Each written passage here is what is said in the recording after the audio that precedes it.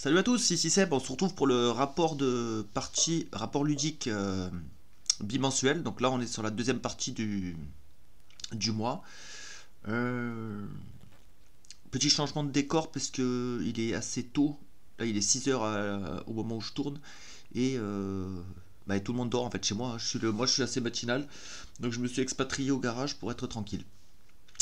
Bon, attaquons dans le vif du sujet directement. On va commencer avec les parties. Donc partie jouée sur la quinzaine mi-novembre et fin novembre. Du coup, un petit Gozu X sur BGA, un château de Bourgogne avec ma femme, toujours aussi excellent. Ionsen The Descent, donc j'en ai fait des vidéos et je vais continuer, je vais faire toute la campagne en fait en vidéo directement. Je trouve ça assez sympa de découvrir le jeu ensemble. Excellent cru encore une fois, toujours des idées intéressantes, tout ça. Donc c'est un bon opus pour la saga. J'ai pas encore joué les extensions, mais ça ne saurait tarder.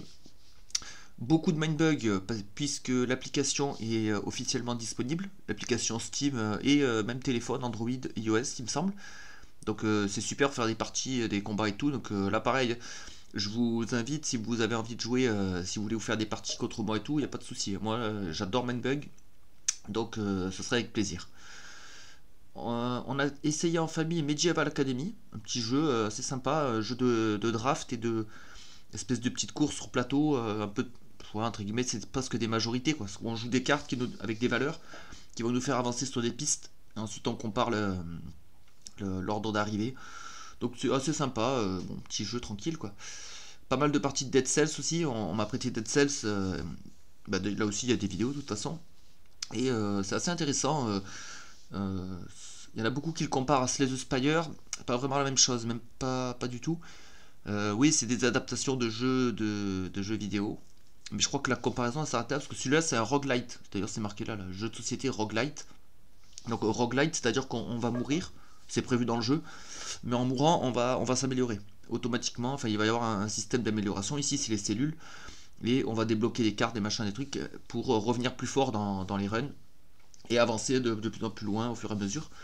Et dans Slay the Spire, c'est pas vraiment ça, parce qu'une fois qu'on a débloqué on a quelques contenus à débloquer dans Slay the Spire, mais la dynamique n'est pas la même. C'est du contenu qu'on n'est pas obligé de voir, c'est pas du contenu qui nous améliore forcément, puisque c'est des cartes, par exemple une carte à 3, peut-être qu'on va pas tomber dessus, peut-être qu'on va l'acheter et qu'on va pas pouvoir la jouer, et la carte qu'on débloque une puissance 3, fait qui coûte de coût 3, elle n'est pas forcément plus forte qu'une autre carte niveau 3 qu'on avait déjà dès le début. C'est juste une autre option en fait, un autre build. Donc c'est pas les mêmes dynamiques. Donc Dead Cell intéressant, je trouve qu'il y a pas mal de bonnes idées, de bons concepts. Après une fois que j'ai ça c'est un jeu, c'est une sorte de legacy finalement. Je pense pas qu'on y rejoue une fois terminé la campagne entre guillemets.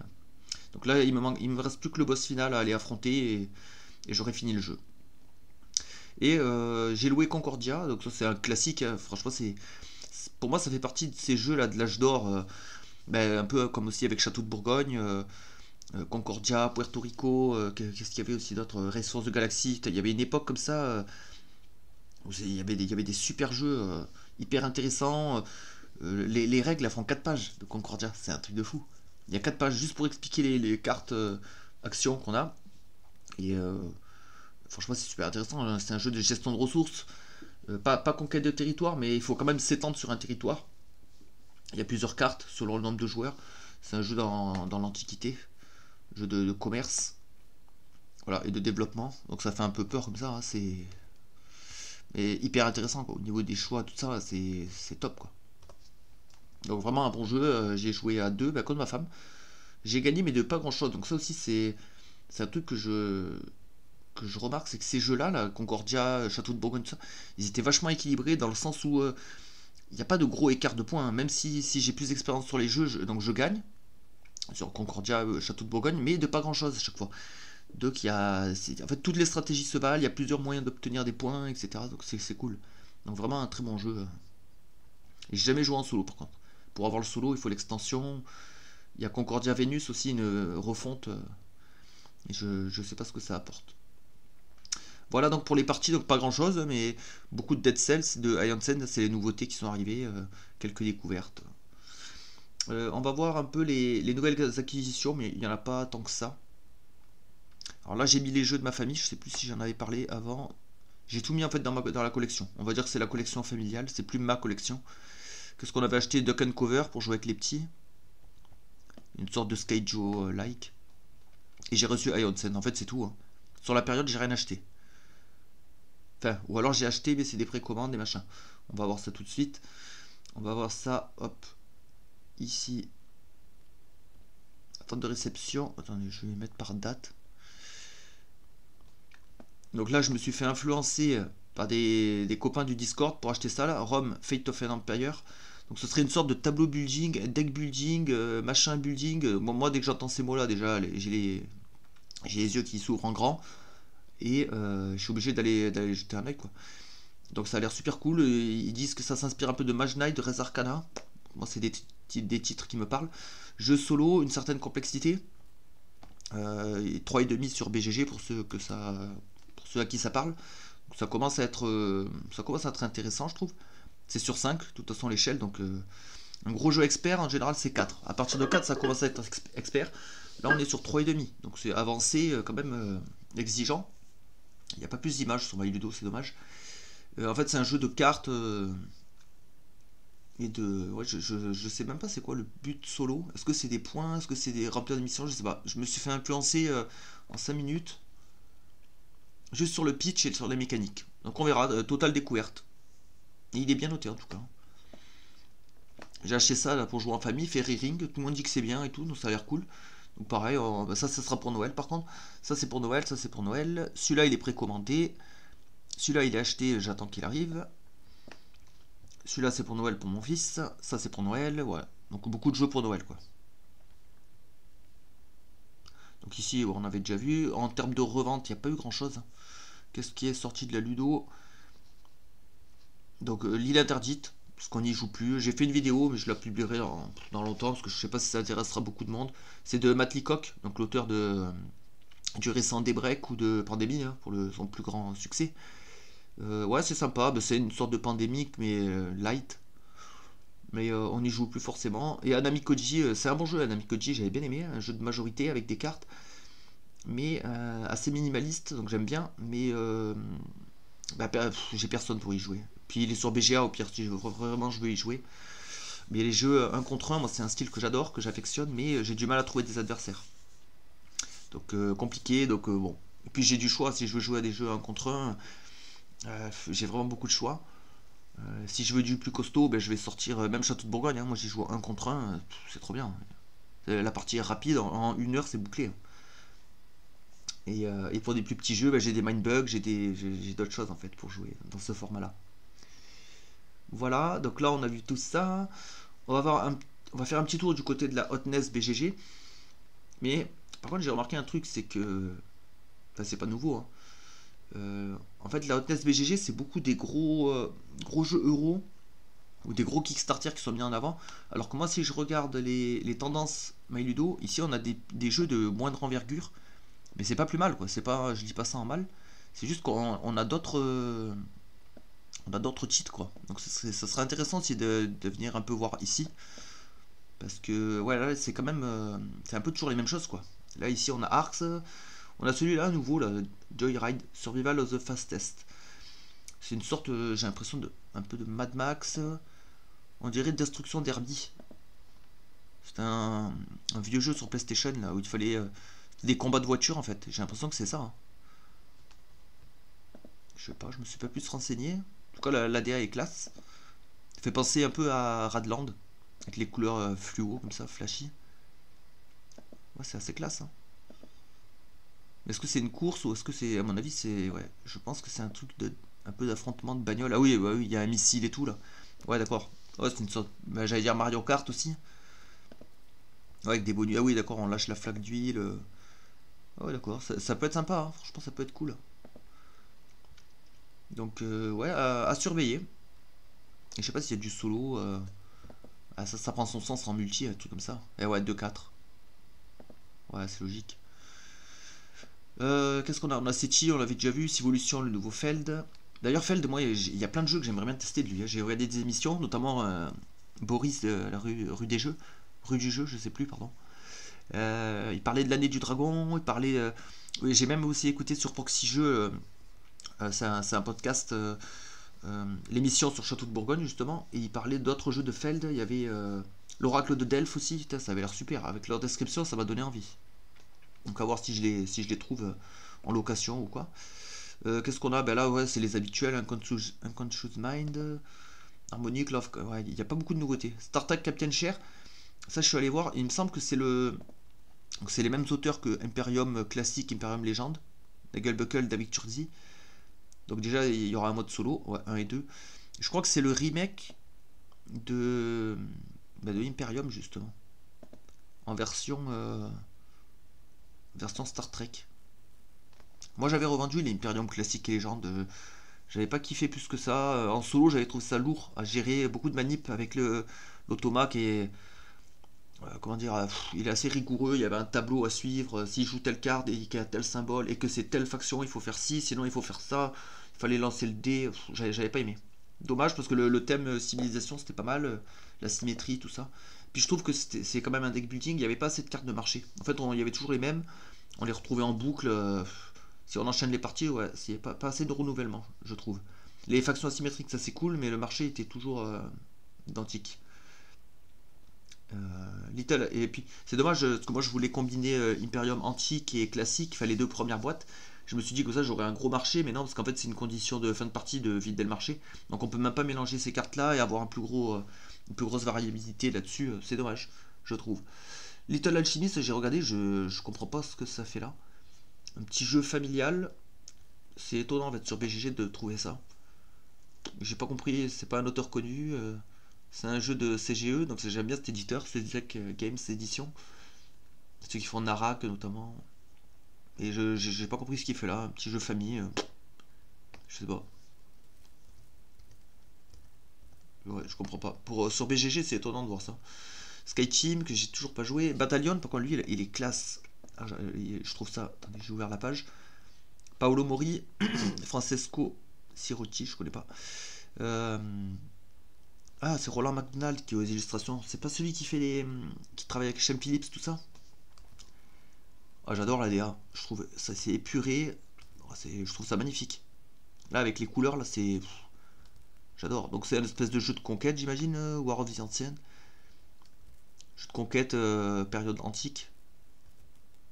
Quoique, là, il y a un mec. Ah non, c'est une arbalète. Ouais, c'est classe. Franchement, c'est hyper classe. Mais est-ce qu'il y a un solo là-dessus? Parce que si c'est encore un jeu d'affrontement, je pourrais pas le sortir. Donc, c'est mort. 2 à 4, bon, bah, c'est mort.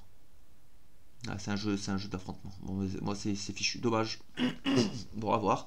Spirit Island, ouais. Château Blanc. Ah, Château Blanc, je suis toujours à me demander si je l'achète ou pas. Je suis sûr que ça me plairait, mais je sais pas. Bah, après, j'ai plein de jeux à jouer. Non, après, on n'a pas beaucoup. Beaucoup les mêmes jeux que l'autre fois. Compile. Ça aussi, c'est un jeu d'affrontement un contre un. J'aimerais beaucoup y jouer, mais j'aurais pas d'adversaire, puis c'est qu'en anglais. La Crimosa, ouais. C'est bizarre qu'il fasse son arrivée dans le top. Enfin, dans le top, dans la hotness. Donc ça c'est un jeu, en fait on joue Mozart est mort, il faut qu'on continue sa partition. Ouais, ça m'enchante pas plus que ça. Non. Puis là pareil, je connais pas les designers, les auteurs. Non, ça me parle pas. Il y a Spire, ouais. On a un Arak, ouais, il y a pas grand chose. Une réédition de Urbion. Let's Go to Japan, lui, il y est sur BGA, faudrait que j'essaye d'y jouer. Revive, Skyrim. Lui, pareil, je sais pas pourquoi il revient sur le devant de la scène. Bon, j'adore le Skyrim, le jeu vidéo, mais en jeu de plateau, non, déjà, je trouve que la DA, c'est pas fou. Hein, ça donne pas envie de voyager, ça donne pas envie d'aller dans bord de ciel. Et ah non, j'ai regardé les mécaniques, ça m'attire pas du tout. Pas pour moi. Et puis j'ai vu des mauvais retours généralement sur YouTube ou autre, BGG, etc. Bon, je passe facilement. Ben, celui-là, j'attends d'y jouer vraiment. Ça a l'air d'être un top jeu, vraiment. J'entends que du bien de celui-là. Donc ben, on verra ça au moment des. Après Noël, je pourrais y jouer. Voidfall, putain, pareil, je me demande, ouais, lui, il est dans la wishlist. Et par contre, il y a un défaut qui est prédominant et qui est majeur chez moi, c'est les durées de mise en place et de rangement. Quand c'est trop long, malheureusement, ça me rébute. Et celui-là, il est considéré comme étant très très long à mettre en place. Donc ça me freine un peu. Je- euh, Ça, c'est les charlatans de Belcastel. Ouais, c'était bizarre aussi qu'ils reviennent. Qu'est-ce qui fait son actualité? Je sais pas. Je suis allé voir tout à l'heure, là, j'ai ouvert la page. Mais je vois pas plus d'infos que ça. Est-ce qu'ils vont faire une extension, un machin? Je sais pas. Ça, c'est un bon jeu, hein, malgré qu'il soit un peu chaotique, un peu hasardeux. Ça reste un bon jeu. Age of Darkness, ça c'est de John D. Clair. Pareil, je sais pas ce que ça fait là. Nucleum, gros jeu euro. Age of Innovation, faudrait que j'essaye sur BGA. Obsession, j'ai déjà joué. Hégémonie, bon, il n'y a pas grand chose. Enfin, pas grand chose de nouveau, ça se renouvelle pas forcément. Bon, on regarde vite fait les tendances, on va jeter un petit coup d'œil. Et après, on aura fait le tour. Ici, on a quoi? On a des châteaux combo, on connaît Wizard Cup. Donc, ça, c'est l'auteur de Love Letter. Et ce serait un auto-battler. C'est vrai, je serais curieux d'essayer, mais ça, c'est le genre de jeu que je vais essayer sur BGA. Je vais pas l'acheter. C'est encore du jeu d'affrontement, c'est du 1 contre 1. Bon, dans ce format-là, j'ai trop de jeux. Bombbuster, il a l'air intéressant, lui. Un petit jeu coop, assez familial. Je sais pas, parce que il y a beaucoup de missions et ça monte en difficulté. Peut-être que les premières sont accessibles et qu'après ça devient l'enfer, je sais pas. Dead Cell, bon, nous on y joue déjà. Duck and Cover, Sky Team, mais j'ai pas essayé. D'extension. Unsettled, ouais. Pareil, curieux d'essayer, mais je l'achèterai pas. Ça a l'air sympa, mais voilà quoi. Ben, celui-là, ça, je vais l'avoir pour les fêtes. Décal, ouais. Ah, c'est beaucoup de jeux familiaux. Hein. Clank Catacomb, ouais, pareil, faudrait que j'essaye. Mais moi, j'ai revendu mes Clank, parce qu'ils sortaient plus. Au bout d'un moment, j'avais beaucoup d'extensions, tout ça, mais ça. On jouait toujours à autre chose, donc bon. Ça, c'est le nouveau jeu de Friedman Friseux, auteur de Vendredi. Tower Up, non, ça m'attire pas du tout. Dorf Romantique, le duel, bah, j'ai même pas joué au normal. The Gang, ça a l'air super, mais il faut être un certain nombre. Je crois que c'est un jeu, il faut être au minimum 4. Donc, pas évident comme configuration. Extension de Château Blanc. Naichi, j'aimerais bien essayer aussi. C'est Mathieu Bierry du podcast On Joue-Tu qui a créé le jeu en co-autorat. Et ça a l'air bien. Bah, c'est aussi du 1 contre 1, hein, comme d'habitude. Trio, ouais. Ferry Ring, bah, du coup, moi je l'ai acheté. Marie Curie, il a très mauvaise critique. Donc là, je passe facilement. Moi, j'avais joué au précédent, là, sur les traces de Darwin. Il était bien, j'avais bien aimé. On avait joué en famille. Là, non, là, il n'y a rien qui m'intéresse. Forêt Mix, non, j'ai jamais joué. King of Tokyo Duel, ils l'ont à la ludothèque, donc ça, je le louerai. Quand il sera dispo, la fois ça, il était pas dispo. Wormspan, pareil, ils l'ont à la ludothèque. Je l'ai vu l'autre fois. Donc je le prendrai. En plus, il y a du solo et du multi, donc c'est nickel. Voilà, on a les extensions de Unsettled. Rising Robot, j'avais failli l'acheter aussi, mais c'est un descendant de, c'est un mix entre Wingspan et Race for the Galaxy. Je sais pas s'il apporte vraiment quelque chose. J'ai regardé la vidéo et l'avis de Zugman là-dessus, Zugman en solo, et non, je sais pas. Ça m'a l'air un peu fade, un peu déjà vu. Je sais pas si ça apporte vraiment quelque chose. Donc je passe, tant pis. Alors, notre temps de jeu est limité à tous. Et où notre budget, donc il faut faire des choix en fait. Racing Robot, je passe sans problème. On a des breaks, faudrait que j'en fasse une vidéo, mais ça sera sur BGA par contre, parce que j'ai pas le jeu. Mais j'ai déjà beaucoup joué, donc je connais. Donc c'est un jeu qui va sortir en français. Donc pour essayer de le mettre en avant, j'avais bien aimé la mécanique des cartes. C'est engine building et nos cartes servent à booster nos actions ou à remplacer une action. Donc c'est cool, c'est assez cool le système. Après le thème c'est développement durable, c'est sauver la planète, quoi, c'est écologie, tout ça. Voilà, of Eternity, bah, l'extension a été repoussée, de même que Spirit Island d'ailleurs. Spirit Island devait sortir Nature Incarnée fin novembre, du coup ça a été repoussé d'une semaine. Mais c'est pas grave, ça me laisse le temps de finir Dead Cells, tout ça. Ken Follett, Kingsbridge, je connais pas. Après Another Day, ça avait l'air sympa aussi. Ça c'est du gros KS, Land of Evershed, bah, je crois que c'est à Wacken Rims. Bon, moi je passe là-dessus, c'est trop gros. Après Another Day, ça avait l'air cool, ça ressemblait un peu à Love Letter, un jeu un peu minimaliste, style Love Letter, où on doit manger les autres avec des animaux, là. Un système de chaînage un peu, enfin de chaîne alimentaire. Mais pareil, il faut avoir le groupe de joueurs. Middle Age, ah, il était à la ludothèque celui-là aussi. Je crois que c'est la réimplantation de Majesty, j'ai jamais joué. Voilà, vous voyez, c'est pas du tout le... Rajak aussi, il avait l'air sympa. Voilà, on a fait le tour. Et enfin, pour finir la vidéo, on va parler des les jeux que je vais jouer, qui vont être joués et ou filmés en décembre. Il va y avoir quoi? Si on retourne là sur les parties, ben, on va finir Dead Cells, parce que là je suis vraiment pas loin de le finir. On va finir Ion Sand, pareil, je suis vraiment pas loin de le finir. On va jouer à quoi? Je vais ressortir Spirit Island. Je l'avais déjà ressorti, je crois que c'était le début de mois, un début de mois ou octobre, je sais plus. J'avais rejoué, je vais le ressortir pour préparer pour Nature Incarnée. Et je vais filmer des parties de Spirit Island. Euh, Qu'est-ce qu'on va jouer d'autre? Ah oui, après j'ai loué à la ludothèque World Wonders et la guilde des expéditions marchandes. Donc ça j'en ferai une vidéo. Et après voilà, comme je vous ai dit, à la ludothèque j'ai vu aussi, il y avait Vicomte du Royaume de l'Ouest que j'ai vraiment envie d'essayer. Il y avait Wingspan, il y avait Middle Age. Donc voilà pour le programme ludique à venir. Ben voilà, on a fait le tour. Donc je vous dis à la prochaine. Passez une bonne journée.